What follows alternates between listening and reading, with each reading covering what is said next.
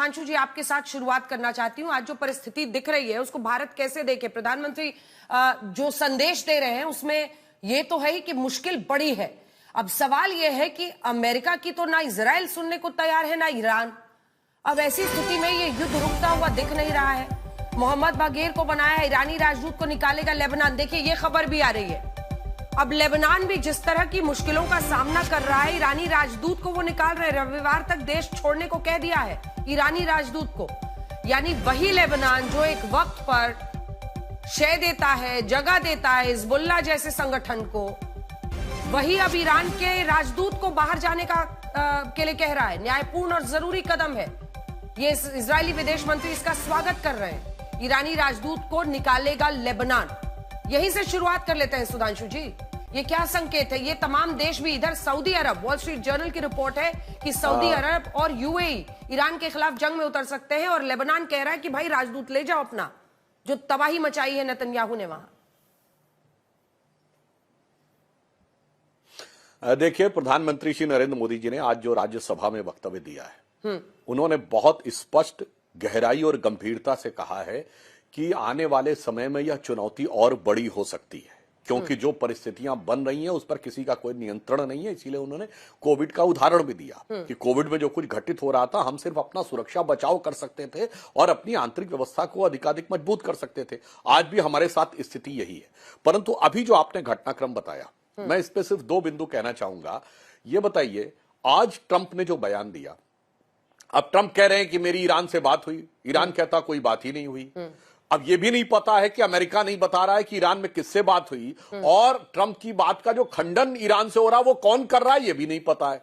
मगर आज मैं पूछना चाहता हूं लाखों दर्शकों के सामने एक सवाल, अंजना जी, यही हमारा विपक्ष था जब डोनाल्ड ट्रंप ने ऑपरेशन सिंदूर पे बोला था और हमारी सरकार ने कहा था किसी से बात नहीं हुई, तो ये लोग कितने प्रश्न पूछते थे। आज ईरान कह रहा बात नहीं, तो ईरान की बात तो भरोसा है, भारत की बात पे भरोसा नहीं है। यह दर्शाता है कि भारतीय हितों और भारतीय व्यवस्था के प्रति क्या। दूसरा पॉइंट, अभी लेबनान का जो आपने उदाहरण दिया, आप ही के चैनल पे मात्र कुछ दिन पहले बात करते हुए जब मैंने कहा था ये इस्लामिक देशों का आपसी द्वंद्व है, तो आपके चैनल पर बैठे हुए विशेषज्ञों ने कहा नहीं नहीं नहीं नहीं, इसका अमेरिका इजराइल से मतलब। आज जो अभी आप बोल रही हैं कि सऊदी अरब ये प्लान कर रहा है, लेबनान ईरान के राजदूत को बाहर भेजने की बात कर रहा है, अब इसमें क्या बचा है? तीसरा बिंदु, अगर सऊदी अरब की आपने बात कही तो एक और नया एंगल आ जाता है। मात्र कुछ महीने पहले ही पाकिस्तान ने सऊदी अरब के साथ डिफेंस ट्रीटी की है, यानी अगर किसी एक देश पे अटैक होगा तो दूसरा देश अपनी सेना भेजेगा। तो अब मेरे ख्याल से ये एक बहुत बड़ी चुनौती पाकिस्तान के सामने होगी कि अगर सऊदी अरब इस जंग में कूदता है तो क्या पाकिस्तान ईरान पर अटैक करेगा सऊदी अरब के साथ, और यदि नहीं करेगा तो उसकी उस डील का भरता नहीं बन जाएगा क्या?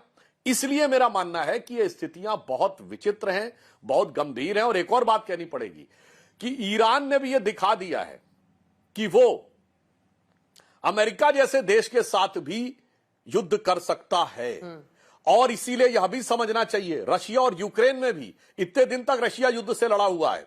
जब हमने ऑपरेशन सिंदूर में लिमिटेड ऑब्जेक्टिव अचीव कर लिया था, उसके बाद जो लोग भाषण दे रहे थे, मैं पुनः कहना चाहता हूं देश को एक बार फिर इनकी नियत समझनी चाहिए कि ये देश के अंदर अव्यवस्था, अराजकता उत्पन्न करने में अधिक इंटरेस्टेड थे, बजाय इसके कि अपना ऑब्जेक्टिव अटेन करो और उसके बाद आगे बढ़ो। ठीक है, मैं लौट रही हूं आपके पास। सैयद अब्बास जाफरी साहब, डोनाल्ड ट्रंप ने कल कहा पावर प्लांट पर हमला नहीं करेंगे। आज जो स्थिति है, लगातार ईरान भी बमबारी कर रहा है, लेकिन क्या ये ईरान के लिए चिंता की बात नहीं है? अगर लेबनान कहता है कि ईरानी राजदूत को नमस्ते कर रहे हैं, प्रणाम कर रहे हैं, भाई जाइए। अगर सऊदी अरब और यूएई इस युद्ध में अमेरिका और इजराइल की तरफ से ईरान से भिड़ने के लिए तैयार हो गए, ये चिंता की बात नहीं है?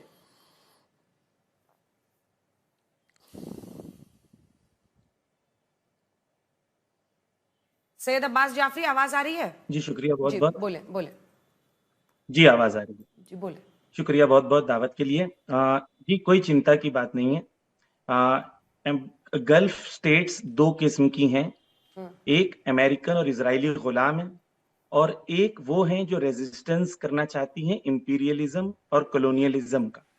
लेबनान में जो प्रेजेंट गवर्नमेंट है वो अमेरिकन और इजरायली लॉबी की गवर्नमेंट है और उसके अंदर 33% पार्लियामेंट में हिजबुल्लाह के रिप्रेजेंटेटिव्स भी हैं, लेकिन जो उनकी गवर्नमेंट के अभी फैसले हैं इतनी ह्यूमैनिटेरियन क्राइसिस के बाद, मैं आपसे अंजना जी एक रिपोर्टर होने के नाते ये कम से कम एक्सपेक्टेशन रखता हूं कि जब इजराइल के वॉर क्राइम्स आप गिनाते हैं तो उसके अंदर साथ में आप ये भी कहें कि वो वॉर क्राइम्स हैं।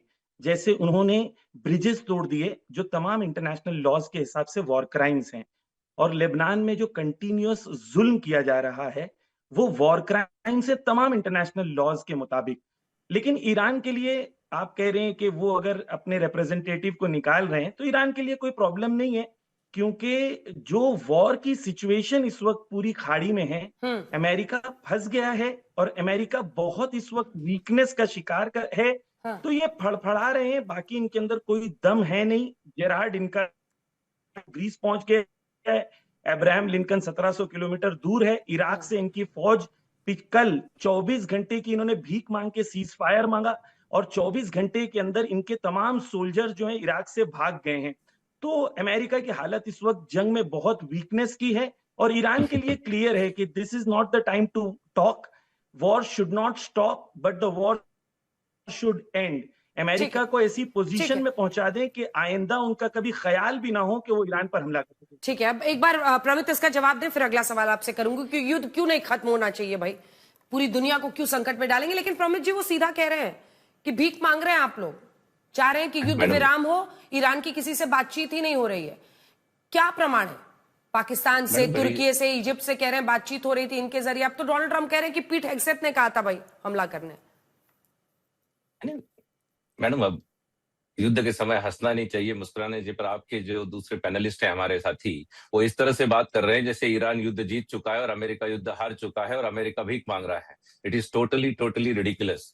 मैडम, ईरान का पूरा पॉलिटिकल टॉप लीडरशिप ऑलमोस्ट खत्म हो चुका है, मिलिट्री लीडरशिप खत्म हो चुका है, और अगर नंबर्स के आंकड़े से भी देखें तो 1500 से ज्यादा वहां के सैनिक मारे जा चुके हैं। और अमेरिका की तरफ ये युद्ध है, थोड़ा हमको भी नुकसान हुआ है, हमारे 13 जांबाज सैनिक मारे हुए हैं, एक भी नहीं मरना चाहिए लेकिन 13 सैनिक मारे गए हैं, तो 1:100 का रेशो है। उनके यहाँ पर 9000 स्ट्राइक्स हमने की है, सक्सेसफुल स्ट्राइक्स की है, और ये डेमोक्रेटिक गवर्नमेंट है हमारी, रिस्पॉन्सिबल डेमोक्रेटिक गवर्नमेंट है, और रिस्पॉन्सिबल डेमोक्रेसी से रिस्पॉन्सिबल मिलिट्री आती है, जिसकी वजह से केवल वहां 1500 लोग मरे हैं। We have made a very targeted strike in Iran की वहां की सामान्य जनता को आहत नहीं हो। उसके बावजूद कि इनके मिलिट्री एस्टेब्लिशमेंट ने स्कूल्स, मदरसा, हॉस्पिटल्स सबके तहखाने में अपने बेसमेंट में अपने मिलिट्री एस्टेब्लिशमेंट लगाए हुए हैं, उसके बावजूद हमारी रिस्पॉन्सिबल मिलिट्री और रिस्पॉन्सिबल डेमोक्रेसी की वजह से केवल 1500 लोग आहत हुए हैं।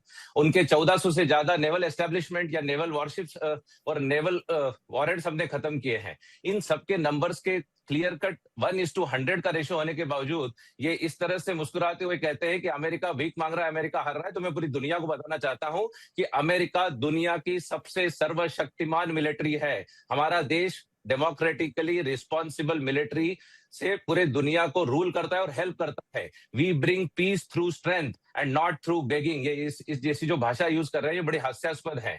और अभी सुधांशु जी ने भी कहा कि अमेरिका ने कोई एक स्टेटमेंट था जो अमेरिका को, मैं कहता हूं कि America has helped the world every time in last 100 years, right from, अगर आप पहले भी आपके शो में कह चुका हूं कि अमेरिका ने दुनिया को इलेक्ट्रिसिटी दी है, अमेरिका ने दुनिया को कमर्शियल फ्लाइट्स दिए हैं, अमेरिका ने दुनिया को हेल्थ केयर में कई सुविधाएं दी हैं, अमेरिका ने इंटरनेट डिजिटल रिवॉल्यूशन दुनिया को दिया पर है। प्रमित जी, इसका अर्थ ये नहीं है कि वही अमेरिका अब ऐसे जगहों पर हमले करेगा जिसकी वजह से दुनिया के सामने एक ऊर्जा संकट पैदा हो जाए।